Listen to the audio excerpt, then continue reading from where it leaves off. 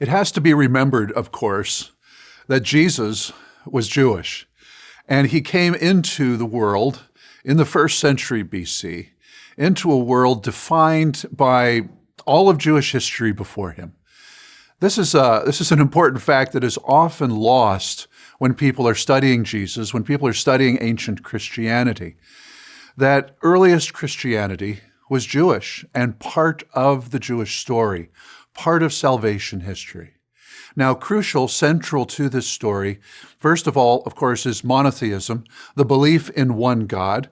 And when we look at the Hebrew story, we look at the history of the Israelites, if there's one thing they struggled with constantly, was honoring that idea, the belief in one God, and the relationship that they had with that one God who had revealed himself to them in a very personal way. There was always doubt, there was always falling away, there was always coming back. In fact, at one point, they had decided that they no longer wanted God as their king. They wanted a human king. And this was in 1 Samuel 8. They asked God for a human king. And what happens with those kings? Well, they ultimately lead the people of Israel astray. The kings of Israel and Judah will come to blows in civil war. And ultimately, the promise that was made to Abraham that they would have a land, a holy land, a promised land, ultimately that land was lost. In 722, the Israelites of the north, the 10 tribes, were invaded by the Assyrians. They were deported, half the population taken off who knows where into the Assyrian Empire. And in 586, they were conquered by Nebuchadnezzar and the Neo-Babylonians, who took mostly the elite class of the Judeans into the Babylonian Empire. They had lost the land. They had gone into exile. And why? Well, they understood it was because of their unfaithfulness to their God and the rise of unfaithful kings. It's a remarkable part of this story that the Persians become the heroes. Cyrus the Great, who comes to power, rises up, overthrows the Neo-Babylonians. There's evidence from the Cyrus Cylinder, a very important archaeological find, that Cyrus's approach to the religions of those who had been conquered was to allow them to go home, to rebuild their temples, and to reestablish their worship. This is what he did for the Jews. In fact, in the book of Isaiah, in chapter 45, Cyrus is called an anointed one, a Messiah. And this is going to be a theme for the Jews as they return home all through the years, the centuries that follow, is who is the Messiah? Cyrus, he is called a Messiah. And so they are allowed to go home and to reestablish themselves. It's interesting that the Jews seem to have a very happy relationship with the Persians. They reestablished themselves under Ezra and Nehemiah. They reestablished the law in Jerusalem. They rebuild the temple. They are opposed by the Samaritans, who are the remnants of those northern 10 tribes who stayed behind. There's tension between the Samaritans and the Jews. Tensions because the Samaritans intermarried with people who were not part of the covenant, non-covenant people. And so the Jews rejected the Samaritans. The Samaritans had also built their own temple on Mount Gerizim. The Samaritans would only acknowledge the Pentateuch, the first 5 books of the Bible, as authoritative, the books of Moses. There were a great many tensions between them, and the Samaritans attempted to stop the Jews from rebuilding the temple and to reestablishing themselves in Jerusalem. The Jews were able to get Cyrus first, and then later on, Darius the First on their side. So the Jews return home, they reestablish the temple, they reestablish the law. What we see in this establishment of the law is a desire to create a society, to create a people so dedicated to the law that they would never lose the land again, that they would never again go into exile. Heading into this time of Jesus in the first century BC, what we see is this desire to be loyal, to be faithful to the code of Moses, to the law of Moses, to the Torah. And that's going to be a very big part of Pharisaism. So the Jewish relationship with the Persians appears to be very happy, which causes a problem then when Alexander the Great shows up. 333 to 332 BC, Alexander the Great conquers the eastern coast of the Mediterranean. He, for all intents and purposes, destroys the Phoenician presence. He will conquer Tyre, and he will destroy the city of Tyre, which was the cultural capital of the Phoenicians. On his way down the coast, we are told by the historian Josephus, he is met by a delegation of Jews. So there is a way in which the Greeks begin to become part of the Jewish story.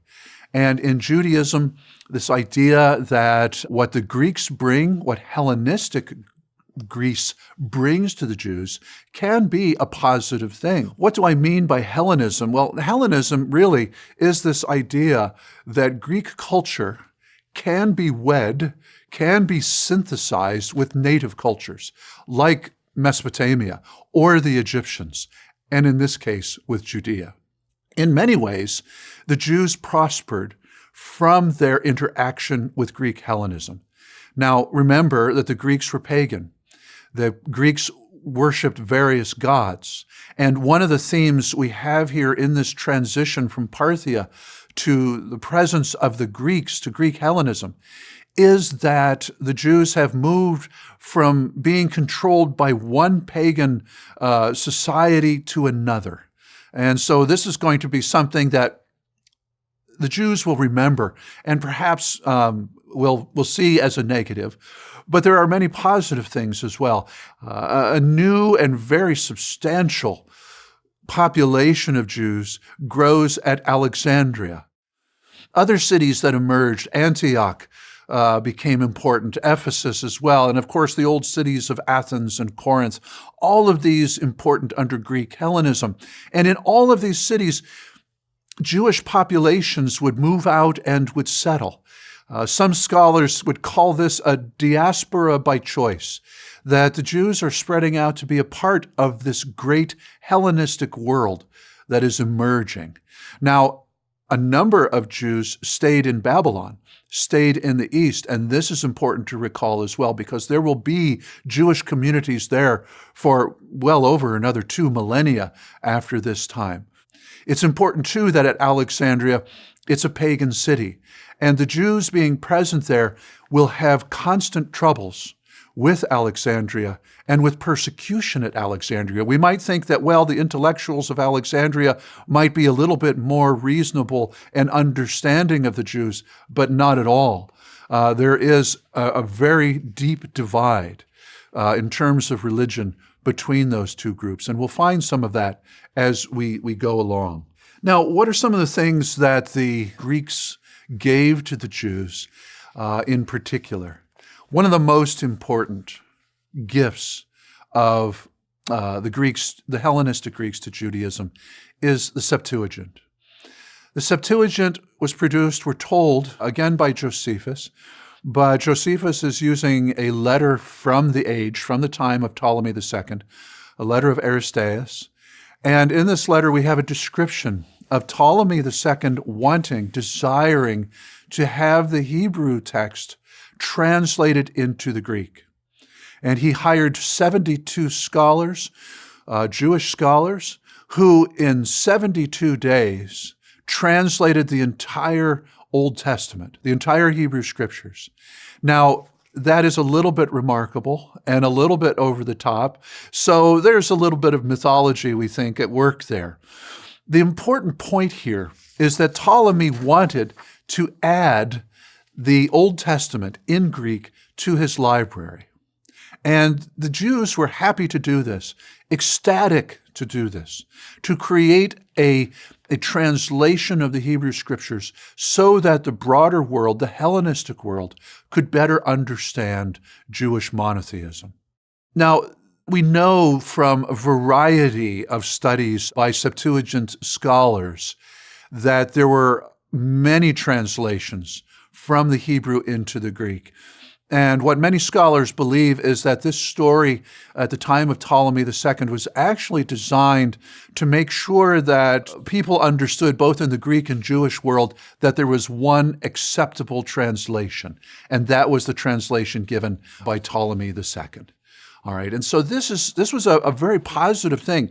We have evidence of people coming into contact with the Jewish scriptures in the Greek. At the temple in Jerusalem, there is an inscription in Greek warning those who are not Jews to only go so far in the temple.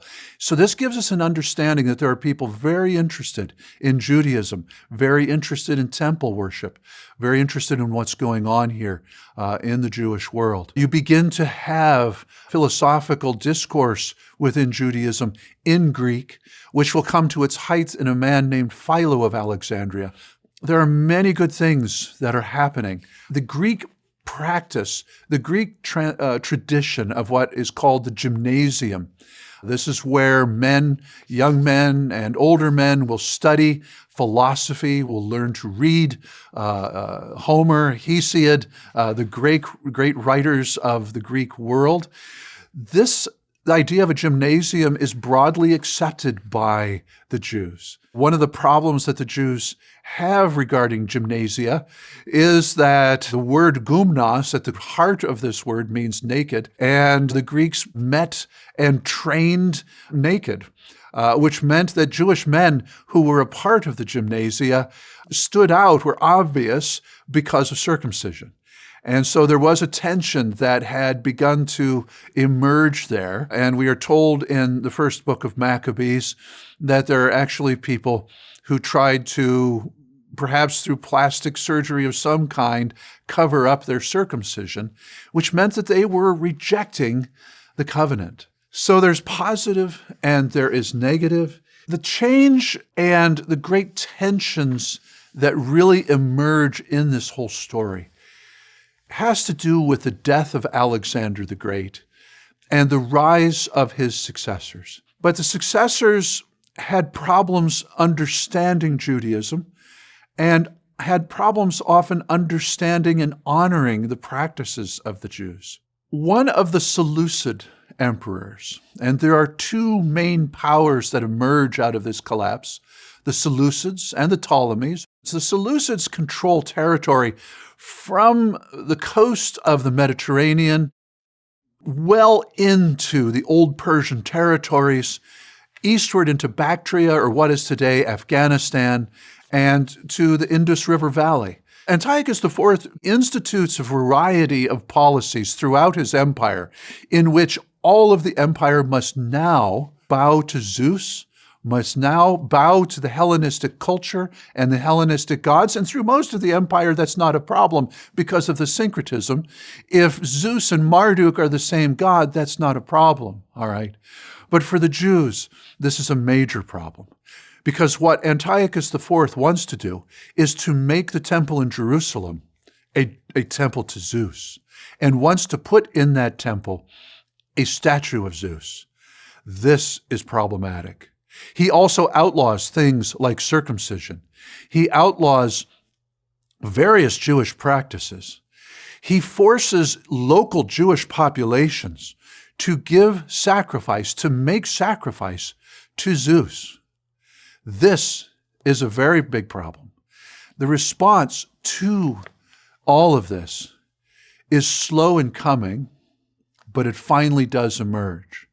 We find in the first and second book of Maccabees that Antiochus IV and his officials begin to oppress the Jews, begin to martyr some of the Jews. There is a woman in 2nd Maccabees who loses 7 sons to this martyrdom, to this persecution.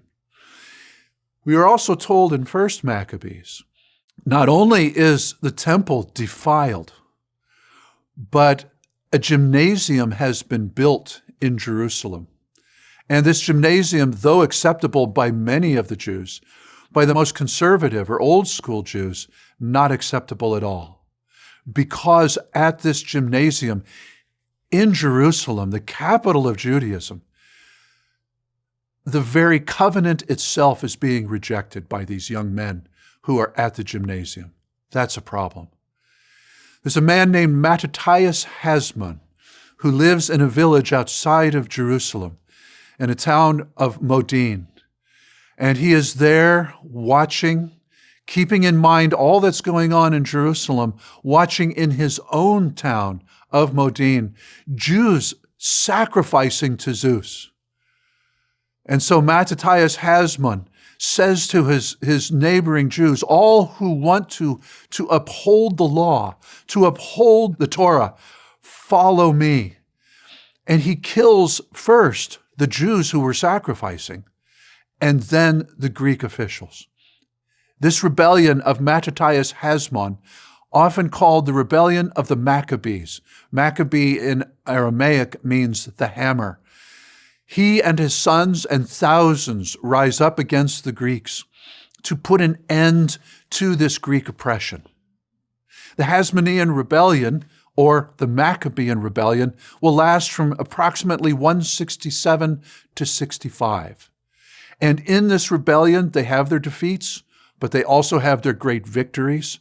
And eventually, they win a kind of internal independence within the Seleucid Empire. And then later on in this history, they will create their own independent, fully independent Hasmonean kingdom in Judea. This Hasmonean kingdom will be the last time you have an independent Jewish state, truly independent Jewish state in the Holy Land until 1948. So this Hasmonean kingdom, won through independence by Mattathias Hasmon and his sons, the Maccabees, establishes a stronger sense of Jewish independence. And out of the works that we have from this time, the first and second Maccabees, the book of wisdom, the book of Tobit, you have a strong sense of messianic expectation. And what will that Messiah look like?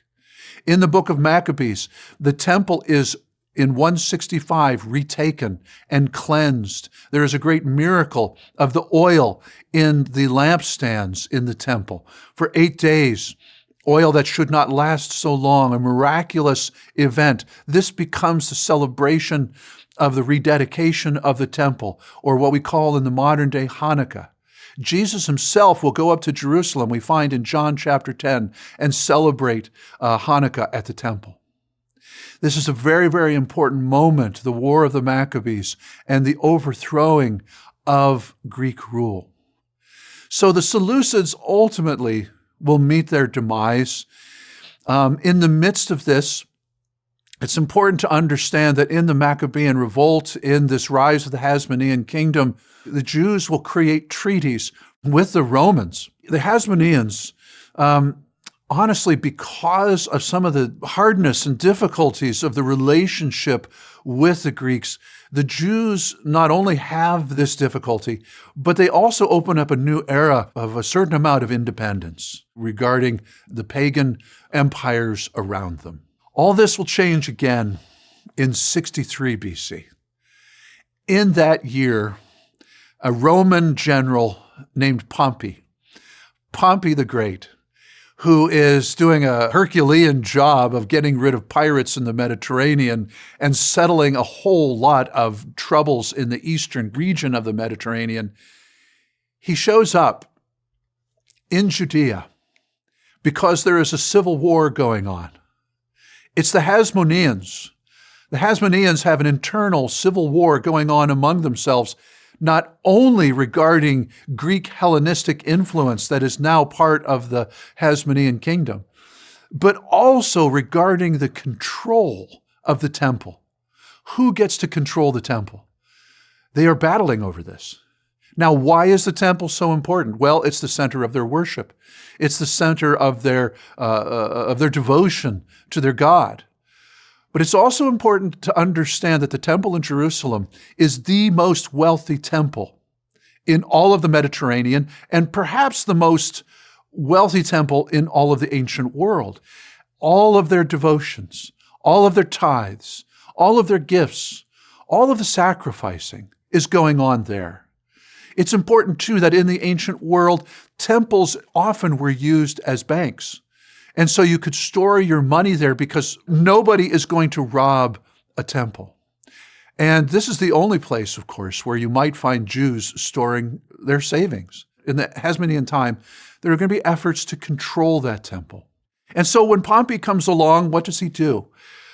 He settles that dispute. He suppresses that civil war. And he actually walks into the temple itself. He's only the second non-Jew to walk into that temple, the first being Alexander the Great. Now, Pompey takes a small amount of the temple wealth for Rome, and he also establishes Roman rule over Judea, over that temple. The Samaritans, again, attempt to plead their case against the Jews, and once again, they lose. It is a very interesting time. Out of all of this, you have the emergence of various parties within the Jewish population, one of them being the Sadducees. The Sadducees who claim to be the descendants of the proper high priests of the Israelites. Their name, Sadducees, probably coming from the high priest under David, Zadok. They believe that they are the rulers. Now, there is a lot of skepticism that's going to emerge here in the first century BC about who is truly in charge of the temple, and are they the legitimate high priests? This is a problem. Also emerging in this time, the strong emergence of the traditions of the Pharisees. The Pharisees are often misunderstood. They are rightly perhaps criticized by Jesus as being what we might call Orthodox Jews without love, because what he does is criticize them for their lack of love of God and their lack of justice for their fellow Jews. But there is a faithful aspect to the Pharisees that we have to understand. If they are truly related to the return of Ezra and Nehemiah, we've got to understand that the Pharisees are first and foremost concerned about staying in the land, about never being exiled again. That's a very important part of Pharisaism. And in fact, not only protecting the law, but creating layers of law to protect the original Torah, the original law, so that they never be thrown off the land again. Another aspect of the Pharisees is that they're very intent about bringing Torah into the daily life of Jews, into the everyday life. This is bringing Torah and Torah practices and faithful Jewish practice into the life of everyday Jews. Do the Pharisees have a positive effect upon Judaism? Many scholars, and I would agree that they do. Do they get carried away with this idea of creating an absolute Torah-obeying Judaism that becomes too oppressive? They do that as well. So there are two sides to Pharisaism, and one has to understand that there are Pharisees who have an appreciation for Jesus and want to know what he's about. He has dinner with Pharisees. Nicodemus is a Pharisee who's very interested in what Jesus is about. So the Pharisees are a very interesting part of this. You also have the Essenes. The Essenes are a monastic group who move themselves into really monastic settings, both urban and rural. The great Essene complex at Qumran near the Dead Sea is a very important example of what the Essenes are doing. And what they're trying to do is to separate themselves from the insanity of what's going on in Judaism at this point, particularly following the falling apart of the Hasmonean kingdom. But also the Essenes have rejected, to a great extent, what's going on at the temple. The Essenes believe the Pharisees actually to be too lax. The Pharisees are not strong enough in their devotion to the Torah. The Essenes also seem to be very much obsessed with the idea of Messiah and when he will come. In some ways, the Essenes are training themselves spiritually and militarily as the shock troops for the coming Messiah.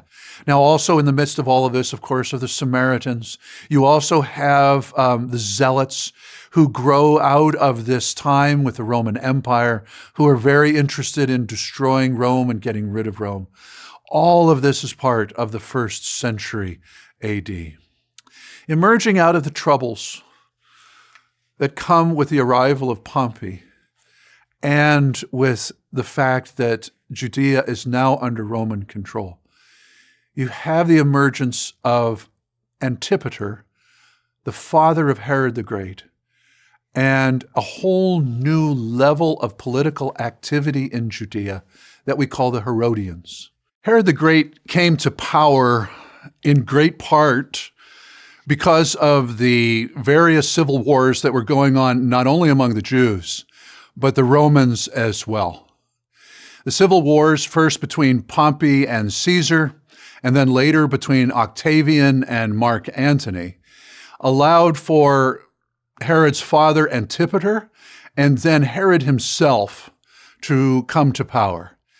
It's interesting that Herod and the Herodians became in many ways one of the most important forces defending Roman interests in the East.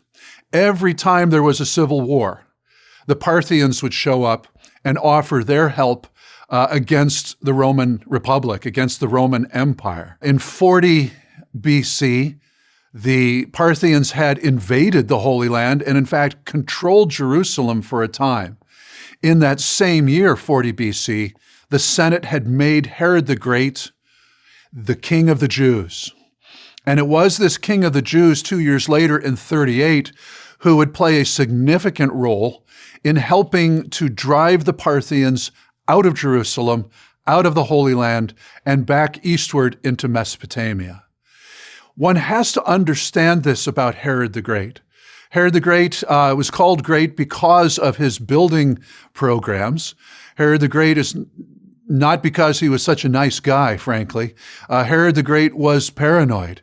He had family members killed. He had other members of the Jewish community killed, and he was very willing to suppress opposition, all in order to control this region on behalf of the Roman Empire. Herod was their local representative. This is the way the Romans did things. They had different layers of imperial rule, and Herod was their local ruler. So we have to understand that Herod the Great, being this local ruler, might be a little upset if representatives of the Parthians show up in Jerusalem. And who are those representatives of the Parthians? Well, a group called the Magi. The Magi we know from Greek texts, the Magi we know from other sources, were astrologers, were the ones who read the various signs of the gods on behalf of the Parthian emperor, on the behalf of Parthian power. And so when the Magi come to Jerusalem and show up in Herod's court, there's a great reason for Herod to be unhappy. This is an embassy from their enemies. Now, he's not going to get rid of them. He's not going to kill them because they are an embassy. He doesn't want to start a war. But what he does say is, show me where this king of the Jews is located. And so we have to understand that about the Gospels and some of the geopolitics that play into the birth of Jesus.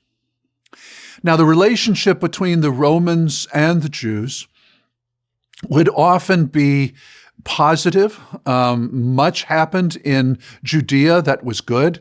Jerusalem prospered. The ports on the coast prospered, like Caesarea. In fact, Herod the Great would not only help to make the temple in Jerusalem much more grand, but would also build a temple to Caesar Augustus on the coast.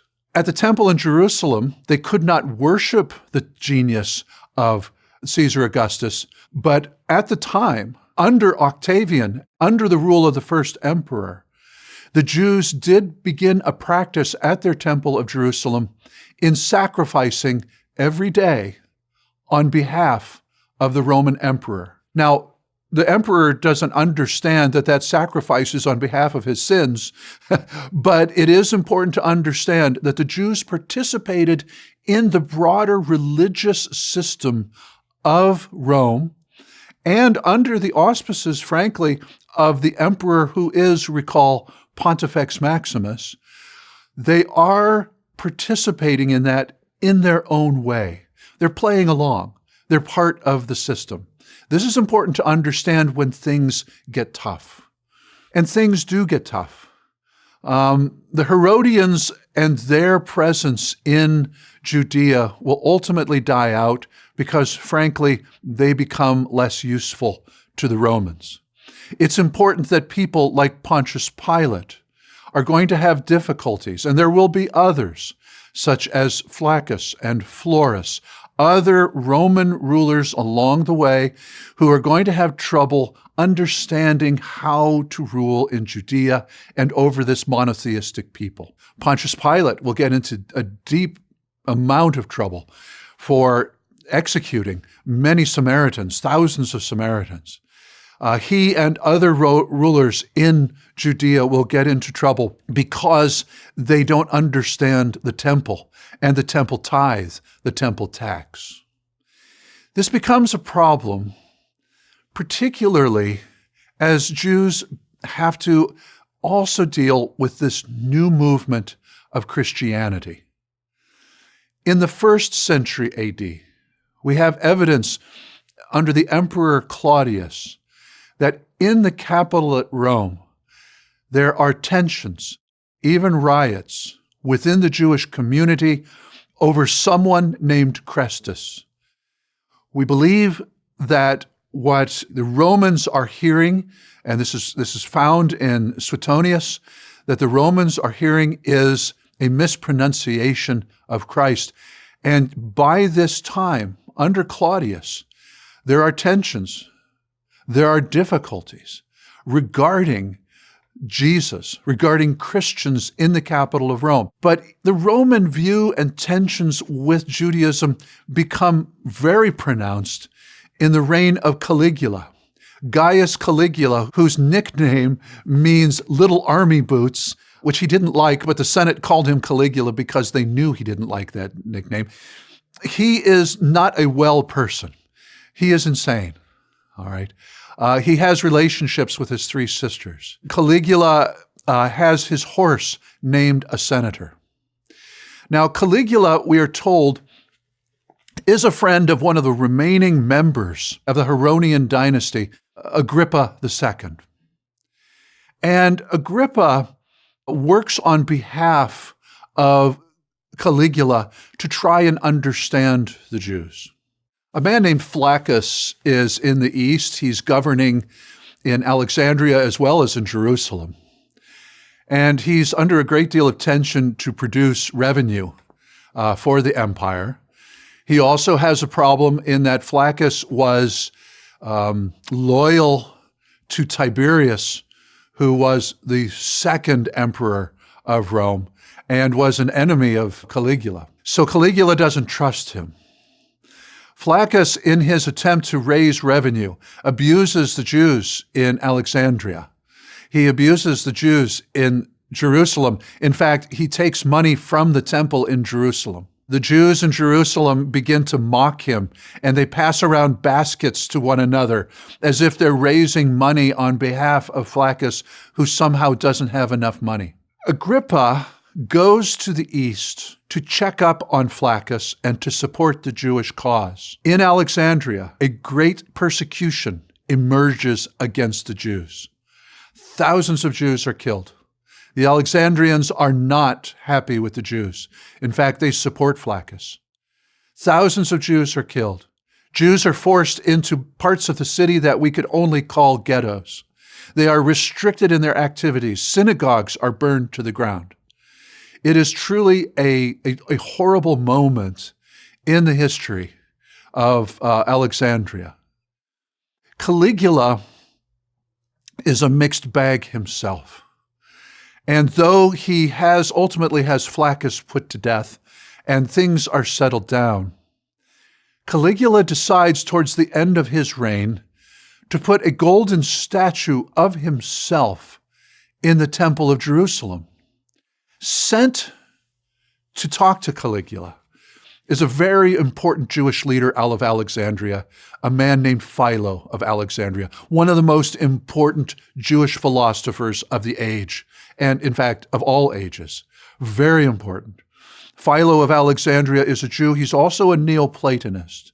And he's trying to cast Judaism and Jewish thought and the understanding of Jewish monotheism in a Platonic way, understanding this God who is both transcendent and immanent, both above all things, but also in creation. Philo is sent to Rome on an embassy to try and get Caligula to halt this idea of putting up a statue in the temple. In fact, the Eastern officials out of Syria and Damascus are dragging their feet, doing everything they can to keep from putting that statue in the temple.